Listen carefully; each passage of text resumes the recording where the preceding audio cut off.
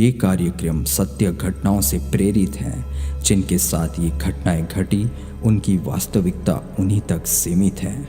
भूत, प्रेतों और असामान्य विषयों के होने पर चैनल कोई दावा नहीं करता और ना ही प्रोत्साहन करता है।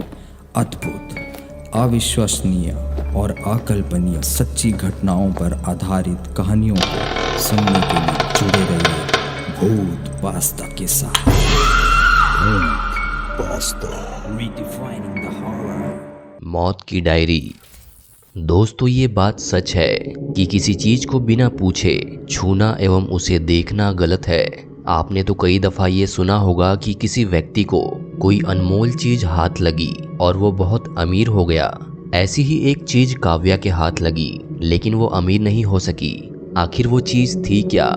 पर ये करना मुझे गलत लग रहा था, पर आज मैंने बहुत हिम्मत जुटाकर उस सच्चाई से पर्दा उठाने को सोचा। और आज की इस वीडियो में मैं एक रहस्य आप सबके सामने प्रस्तुत करने जा रहा हूँ। बात है साल 2004 की, जब काव्या अपने कुछ साथियों के साथ पहाड़ी इलाकों को देखने के इरादे से गई थी। ये लोग पहाड़ियों के प्राकृतिक छटाओं को देखकर सुखद और आश्चर्य का अनुभव कर रहे थे। काव्या घूमते हुए अपने साथियों से थोड़ी दूर चली गई।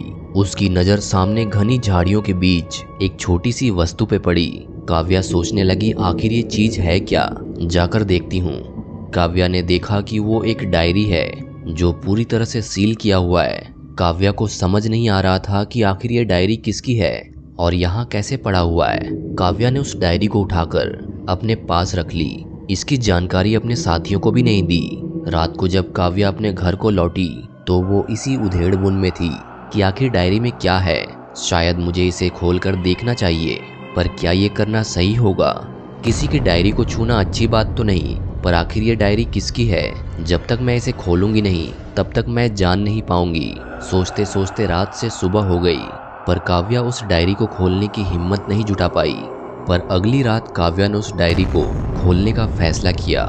कैसे सच थे जो अभी काव्या के सामने आने बाकी थे। आखिर क्या था उस डायरी में जिसे काव्या शायद अपने सपने में भी नहीं सोची थी? आखिर काव्या किस तरह की सच्चाई से रूबरू होने वाली थी? रात हो गई और काव्या उस डायरी को खोलने का प्रयास करने लगी। डायरी इस तरह से सील की हुई थी कि अगर थोड़ा भी जोर लगाया जाए तो वो फट सकती थी। पर काव्या ने धीरे धीरे उस डायरी को अच्छे से खोल दिया। उसके हाथ कांप रहे थे। खुद काव्या भी नहीं समझ पा रही थी कि आखिर ये सब मेरे साथ क्या हो रहा है। और काव्या ने उस डायरी के पहले पन्ने को पढ़ा और उस पर लिखा हुआ था कि मैं सागर हूँ, मेरा कोई नहीं है इस दुनिया में, मैं हूँ कहाँ मैं खुद नहीं जानता। मेरे माता पिता की मृत्यु के बाद आज पहली बार मैं इस डायरी पर अपने डर, दुख और सुख के क्षणों को अक्षरों में व्यक्त करने जा रहा हूँ। सुबह मेरी नींद मेरी माँ की आवाज़ से खुली कि बेटा नाश्ते का समय हो गया है, अब तो उठो, और कितनी देर तक सोए रहोगे। मैं आंखें मलता हुआ उठ गया और हाथ मुंह धोकर मैं माँ से मिलने रसोई घर में गया तो वहाँ कोई नहीं था। मेरी माँ वहाँ नहीं थी। मैंने अपने पिताजी को आवाज़ लगाई पर वो भी घर में नहीं थे। मुझे घबराहट होने लगी कि इतनी जल्दी वे कहाँ चले गए। मैंने इधर उधर आवाज़ लगाई पर वे कहीं नहीं दिखे। मैं सोच रहा था कि थोड़ी देर पहले तो मेरी माँ ने मुझे आवाज़ लगाई थी और पल भर में कहाँ गायब हो गई, वो भी बिना बताए। मेरे घर के आसपास किसी और का घर भी नहीं था, तो आखिर वे चले कहाँ गए? ये बात सच थी कि इतनी जल्दी वे बाहर तो नहीं जा सकते। अगर वे घर में ही मौजूद हैं तो मुझे दिख क्यों नहीं रहे? अगर मैं किसी को ये बात बताऊं तो लोग हंसेंगे मुझ पर, और ये बात सच भी है। कोई कैसे मुझ पर यकीन करेगा कि अचानक मेरे माता पिता गायब हो गए। जोर से खिड़की खुलने की आवाज़ आई और मेरी नींद खुल गई। मुझे यकीन नहीं हो रहा था कि ये मेरा सपना था। इस सपने से बाहर आकर मैं काफ़ी खुश था, क्योंकि इस सपने ने मुझे काफ़ी बेचैन कर दिया था। नींद खुलते ही मैंने खिड़की से बाहर झांका तो देखा कि बाहर जोर का तूफान आया हुआ है। तेज हवा चल रही है। धूल मिट्टी से बने कोहरे के सिवा बाहर और कुछ नहीं दिख रहा था। मैंने झट से उस खिड़की को लगा दिया और फिर माँ से मिलने उनके पास जाने लगा। पर ये क्या, माँ तो मुझे कहीं नहीं दिख रही थी और मेरे पिताजी भी कहीं नहीं दिख रहे थे। बिना बताए वो चले कहाँ गए? जब तक मैं सोया रहा उसी बीच वो चले गए। पर कैसे? मेरे सपने सच हो रहे थे। मैंने उन्हें इधर उधर बहुत ढूंढा पर वे कहीं नहीं मिले। मैं बहुत बेचैन हो गया था। सुबह से ढूंढते हुए दोपहर हो गई, पर वे लोग कहीं नहीं मिले। आखिर ये सब मेरे साथ क्या हो रहा था? इस तरह की घटना आज तक मेरे साथ नहीं हुई। ये कैसे संभव है कि मेरे माता पिता अचानक से गायब हो गए? मैंने घर का हर एक सामान देखा, पर वे एकदम उसी जगह पे थे जैसे कि पहले। इसका मतलब था कि अगर वे कहीं गए हैं तो अपनी ही मर्जी से। मैंने घर से दूर बाहर वाले लोगों से भी पूछा कि आपने कहीं उन्हें देखा है, पर उन लोगों ने भी ना में जवाब दिया। इस बात से मैं काफ़ी परेशान हो गया। मुझे घबराहट होने लगी थी कि ये सब क्या हो रहा है। मैंने सोचा कि रहने देता हूँ, हो सकता है कि वे कुछ ज़रूरी काम से कहीं गए हों, शायद रात तक वापस आ जाएं। हो सकता है कि कुछ ऐसे भी काम होंगे जिन्हें बताना उन्होंने हमें उचित नहीं समझा, क्योंकि आज तक उन्होंने ऐसा कभी कुछ नहीं किया। मुझे आज रात तक उनका इंतज़ार करना ही चाहिए। रात को मैं अपने बिस्तर पे आराम कर रहा था और धीरे धीरे पलकें मेरी बंद हो रही थी। तभी अचानक मुझे अपने कमरे में किसी के होने की अनुभूति हुई। मैं झट से बिस्तर से नीचे उतरा और देखने लगा। मैंने सोचा लगता है कि मेरी माँ आ गई है, चलो बाहर चलकर देखते हैं। जैसे ही मैं बाहर गया तो वहाँ कोई नहीं था। बाहर काफ़ी शांति थी, रात काफ़ी हो चुकी थी, पर अब तक वे लौट कर नहीं आए। मैं इस बात को पहले तो बहुत हल्के में ले रहा था, पर अब ये एक खौफनाक रूप धारण कर चुका था और मुझे अंदर ही अंदर डरा रहा था। तभी अचानक मुझे किसी के चलने की आवाज़ सुनाई दी। मैंने हाथ में एक लैंप लिया और उसके पीछे पीछे जाने लगा। थोड़ी दूर जाने के बाद वो आवाज़ आनी बंद हो गई। मैंने इधर उधर नज़र घुमाया तो वहाँ एक बहुत ही गहरा कुआं दिखा। मैंने जैसे ही उस कुएं में झांका तो मेरे होश उड़ गए। उस कुएं में मेरे माता पिता की लाश तैर रही थी। मैं वहीं पर गिर गया। मेरा पूरा शरीर सुन्न पड़ गया। मैंने कभी सपने में भी नहीं सोचा था कि मेरे साथ ऐसा भी कुछ हो सकता है। मुझे ये दिन भी देखने को मिल सकता है। मुझे समझ नहीं आ रहा था कि आखिर ये किसकी साजिश हो सकती है।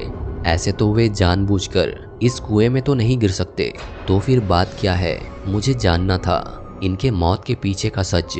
एक पल के लिए तो मैंने भी सोचा कि जब इस दुनिया में मेरे माता पिता ही नहीं रहे तो मैं जीकर क्या करूं? मैं भी इस कुएं में कूदकर जान दे देता हूं। पर तभी मैंने सोचा जब तक मैं उस कातिल को पकड़ ना लूं जिसने ये सब किया है, तब तक मैं चैन से नहीं रहूंगा। उसी रात मैंने कुएं से उनकी लाश निकालकर वहीं जमीन में दफन कर दिया और इनकी भनक किसी को भी नहीं लगने दी कि मेरे माता पिता नहीं रहे। लोगों को मैंने यही कहा कि मेरे माता पिता कुछ दिनों के लिए बाहर चले गए हैं। मैंने काफ़ी छानबीन की, पर मुझे कोई सुराग नहीं मिल रहा था कि आखिर उनकी मौत हुई तो हुई कैसे। मैंने इस बात पे काफ़ी गौर फरमाया कि ये बात तो सच है कि वे कुएं के पास गए।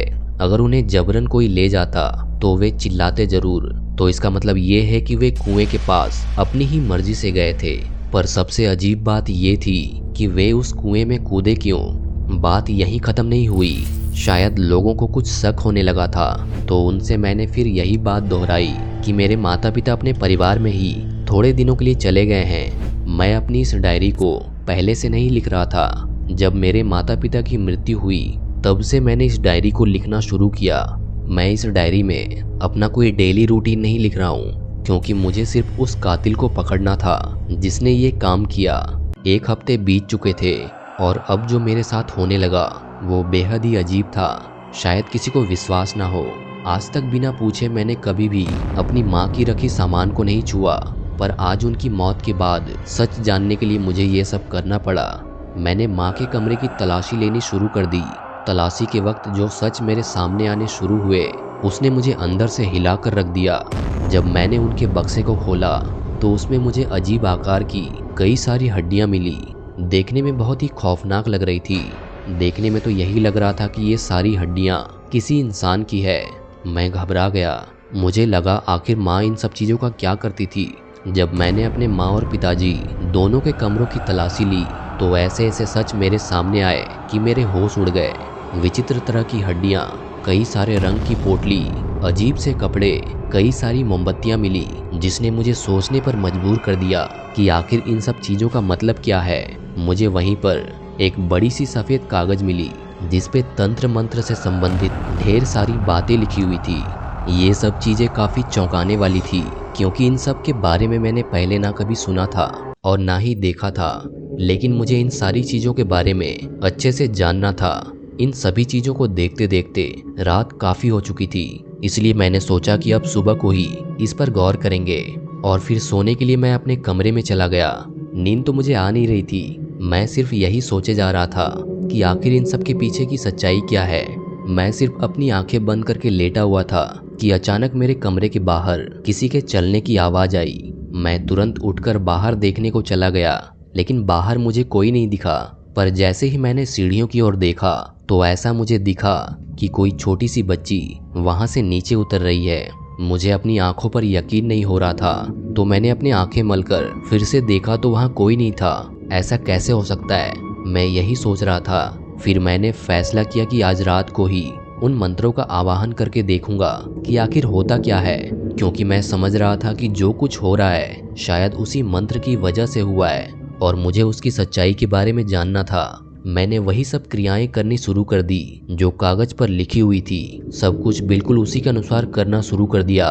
उस कागज पे लिखा हुआ था कि मंत्र के आवाहन के समय अपनी आंखें बंद रखें, किसी भी कीमत पर ना खोलें। पता है, मुझे तो ये बातें कभी कभी बेहद फिजूल लग रही थी। मैं सोच रहा था कि अगर ये बात इस डायरी में लिख रहा हूँ तो क्या कोई यकीन कर पाएगा कि ये सब भी मुमकिन है। पर अभी तो इससे भी बड़ी सच्चाई सामने आनी बाकी थी। मैंने उस कागज पर लिखी हुई सारी क्रियाएं करनी शुरू कर दी। कुछ घंटे बीत गए पर मुझे कुछ महसूस नहीं हुआ। जैसा कि उस कागज पर लिखा हुआ था कि क्रिया के कुछ घंटे बाद आपको अपने आसपास किसी के होने की अनुभूति होगी, पर मेरे साथ ऐसा कुछ नहीं हुआ। मैंने सोचा ये सब फिजूल है और मैंने अपनी आंखें खोल दी। जैसे ही मैंने आंखें खोला तो सामने मुझे एक छोटी सी बच्ची दिखी। मैं एकदम से चौंक गया। आखिर ये बच्ची कौन है और यहाँ कैसे आ गई? फिर मुझे याद आया कि लगता है शायद ये वही लड़की है जिसे मैंने उस रात सीढ़ियों से नीचे उतरते देखा था। वो बच्ची चुपचाप मेरे सामने खड़ी थी, एक मूर्ति की तरह। मेरे अंदर बहुत गुस्सा भरा हुआ था। मैंने तुरंत ही उस बच्ची को जोर से पकड़ने लगा, पर जैसे ही छुआ मुझे एक जोर का झटका लगा, मानो मैंने बिजली की तार को छू लिया हो। देखने में तो वो बच्ची एक साधारण बच्ची ही लग रही थी, पर ये तेज उसके अंदर आई कैसे? एक पल के लिए मुझे ऐसा लगा कि मैं पागल ही हो जाऊंगा, क्योंकि अब मेरे साथ बहुत ही अजीब सा हो रहा था। मैंने सोचा कि कागज पे लिखी सारी बातें झूठ थी, क्योंकि मैंने आंखें खोल ली तो क्या हुआ? एक बच्ची सामने खड़ी थी। ये मनुष्य है, ना कोई प्रेत आत्मा। तुरंत ही मैंने उस बच्ची से पूछा कि तुम यहाँ कैसे आए और कौन हो तुम, और इतनी रात को मेरे कमरे में कैसे आए? एक बात तो मुझे परेशान कर रही थी कि आखिर ये अंदर कैसे आई। देखने में तो ये प्रेत आत्मा नहीं लग रही थी। फिर मैंने सोचा कि जैसे ही सुबह होगी मैं इसे उसके घर को छोड़ाऊंगा, और उस बच्ची को ठहरने के लिए मैंने एक कमरा दे दिया। वो बच्ची बहुत कम बोल रही थी। मैंने उतना गौर नहीं किया, क्योंकि मैं अपने माता पिता की मृत्यु से बहुत तनाव में था। मुझे उनके कातिलों को पकड़ना था। मैंने उन सभी कागज को जला डाला जिसमें मंत्र लिखा हुआ था, और तंत्र मंत्र से संबंधित सारी चीज़ों को मैंने जलाकर राख कर दिया, क्योंकि मैं इन सारी चीज़ों से ऊब चुका था। मुझे कुछ समझ नहीं आ रहा था कि आखिर मेरे साथ ये सब क्या हो रहा है, कि आखिर मेरे माता पिता की मृत्यु कैसे हुई। मैं उस बच्ची को देखने के लिए गया तो वो अपने कमरे में नहीं थी।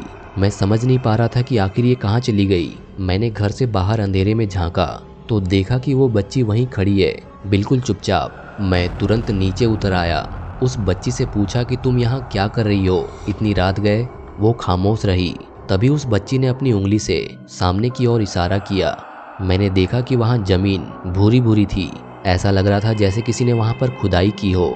वो बच्ची लगातार उसी ओर इशारा किए जा रही थी। आखिर बात क्या थी? मैं ये जानने के लिए घर के अंदर से फावड़ा उठा लाया और उस बच्ची को कहा कि तुम पीछे हट जाओ, मैं इसे खोद कर देखता हूँ, आखिर बात क्या है।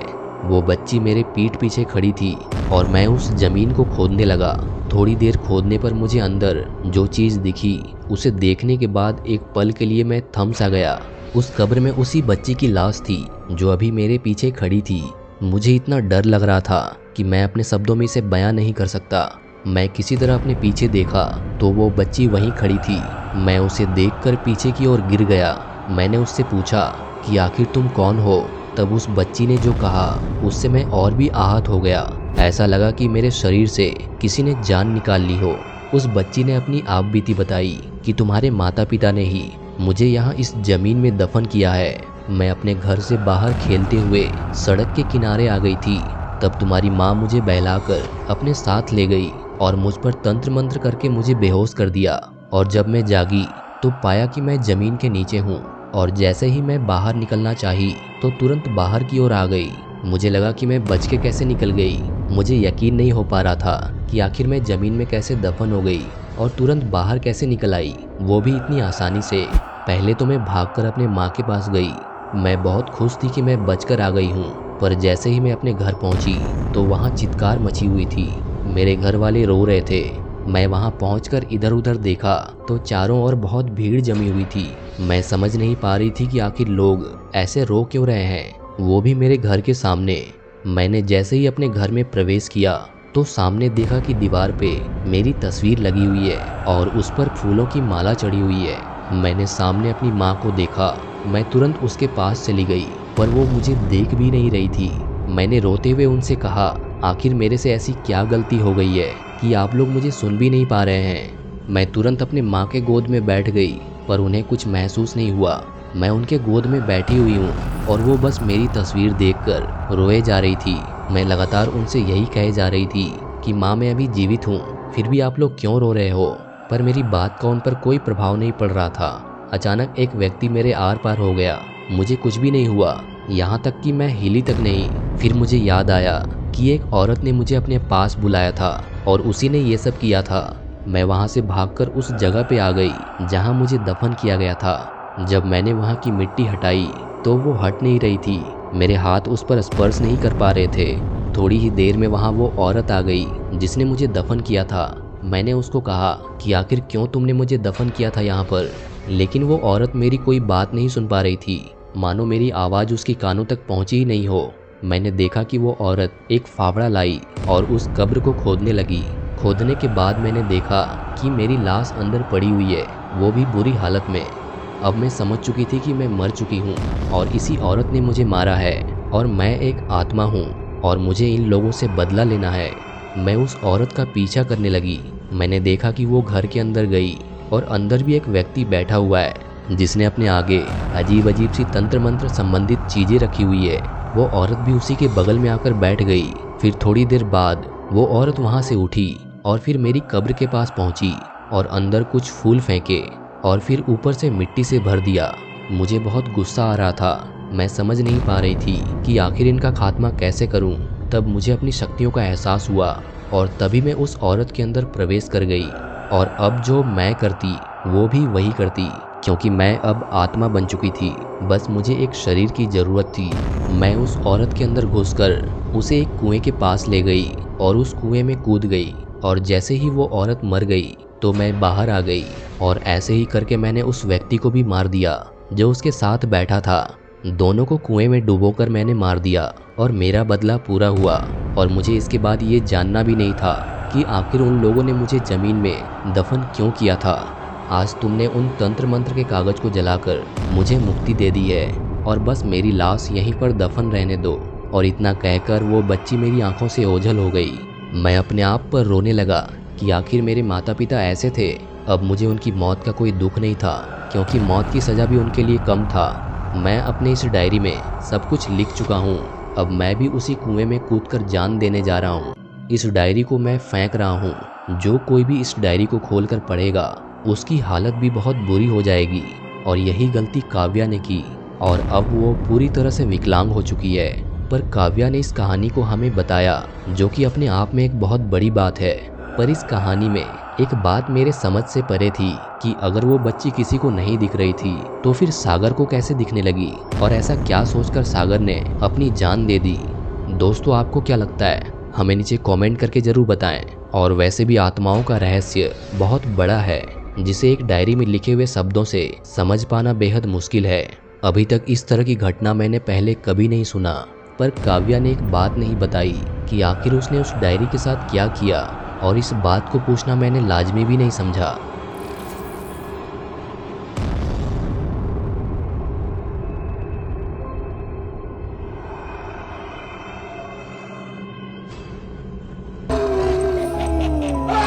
यदि आपके पास ऐसी कोई भी आर्टिकल या जानकारी है जो आप हमारे साथ शेयर करना चाहते हैं, कृपया उसे अपनी फ़ोटो के साथ ईमेल करें। हमारा आईडी है bhootpasta@gmail.com। पसंद आने पर हम उसे आपके नाम और फ़ोटो के साथ यहाँ पब्लिश करेंगे।